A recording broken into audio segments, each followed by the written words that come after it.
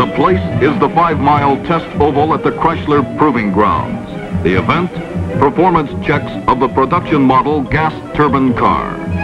This was the culmination of tens of thousands of miles in road experience and improved design, resulting in a gas turbine engine specifically adapted to the exacting requirements of today's motorist.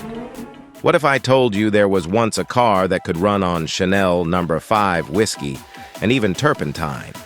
A car so ahead of its time, it left everyone else choking on its jet-powered fumes, until it didn't.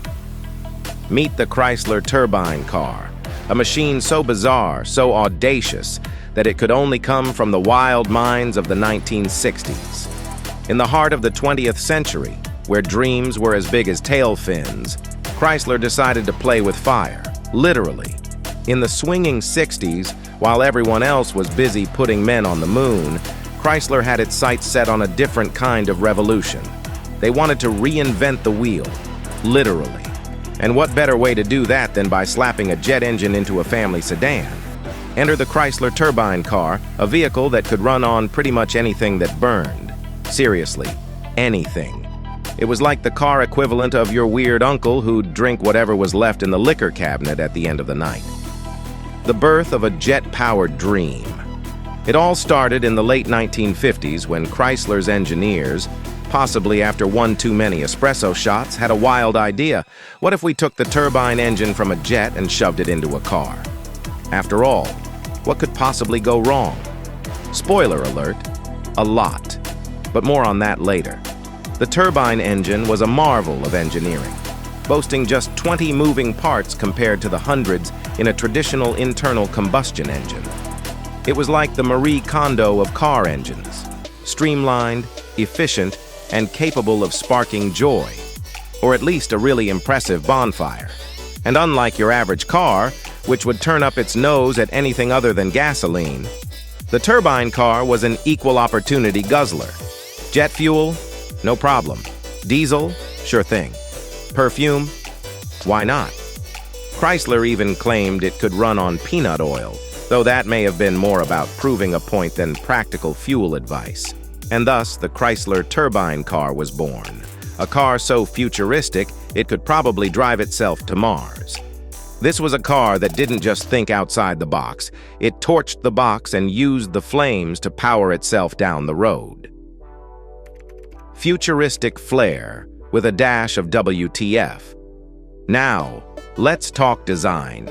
If the engine was revolutionary, the car's body was straight out of a sci-fi movie. The Chrysler turbine car looked like it was designed by someone who'd binge-watched a few too many episodes of The Jetsons. With its bronze-colored exterior and turbine-shaped taillights, this car didn't just turn heads, it spun them around like a propeller. The turbine car wasn't just a vehicle, it was a statement. A statement that said, I might be a car, but I also might be a spaceship. Try and figure that one out. And those turbine sounds? Oh, they weren't your typical V8 roar.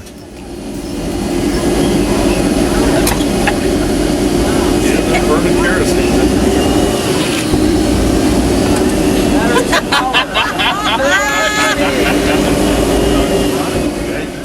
Instead, it was more of a high-pitched whine, like a hairdryer on steroids. Chrysler insisted this was the sound of the future, but to some people, it was just the sound of a really bad headache. Imagine cruising down the highway, windows down, and instead of the comforting rumble of an engine, you're treated to the dulcet tones of a jet taking off. And if that didn't get you noticed, the smell certainly would. Depending on what you used for fuel, your car could either smell like a bakery, a distillery, or a slightly burnt turkey dinner. Truly, this was a vehicle for all the senses. Turbine fever takes over America. Chrysler wasn't shy about hyping their creation. In 1963, they rolled out a fleet of 55 turbine cars to lucky members of the public, who were chosen to test drive these mechanical marvels. It was like winning the lottery, but instead of cash, you got a jet-powered car that may or may not explode in your driveway. For 2 years, these futuristic vehicles were driven by everyday Americans, from the suburbs to the city streets. People were awestruck. Kids chased after it like it was the ice cream truck. Neighbors gathered around just to hear the turbine whine and take a whiff of whatever exotic fuel was in the tank that day. Chrysler called it the car of the future. And for a brief, shining moment, it felt like the future was now. But as with all things too good to be true, there was a catch. Actually, there were several. First, the car was notoriously slow to accelerate. While it could eventually reach impressive speeds, getting there was a bit like waiting for a kettle to boil. And speaking of boiling, the engine was prone to overheating if you dared to push it too hard. But hey, who needs speed when you've got style, right? And then there was the matter of maintenance. Sure, the turbine engine was supposed to be simpler, but that didn't make it any less finicky. The slightest hiccup and you were looking at a repair bill that could fund a small country's space program. Why the turbine dream died. So, with all this hype, why didn't the Chrysler turbine car become the next big thing? Why aren't we all driving jet-powered cars today? The answer, like so many things in life, comes down to money, politics, and a healthy dose of bad luck. First off, the car was expensive. And not just, I need to save up for a few years expensive, but I need to sell my house and possibly a kidney expensive. The turbine engine was a marvel, but it was also costly to produce. Chrysler would have needed to sell these cars at a loss or charge so much that only the super rich could afford them. And even then, the prospect of maintaining such a vehicle was enough to give even the wealthiest buyer pause. Then there was the issue of infrastructure. While the turbine car could run on almost anything, that didn't mean it was practical. Gas stations weren't exactly stocking Chanel No. 5 or peanut oil, and the idea of converting every service station in America to accommodate these futuristic vehicles was a logistical nightmare. Plus, the oil companies weren't too thrilled about the idea of a car that could sidestep their entire industry. Big Oil wasn't just going to roll over and let this turbine revolution happen. Show clips of various people driving the car with exaggerated expressions of shock and awe. Driver 1, "It's so quiet. I thought I was floating on a cloud." Driver 2, "I filled it with kerosene. My wife thinks I'm starting a barbecue."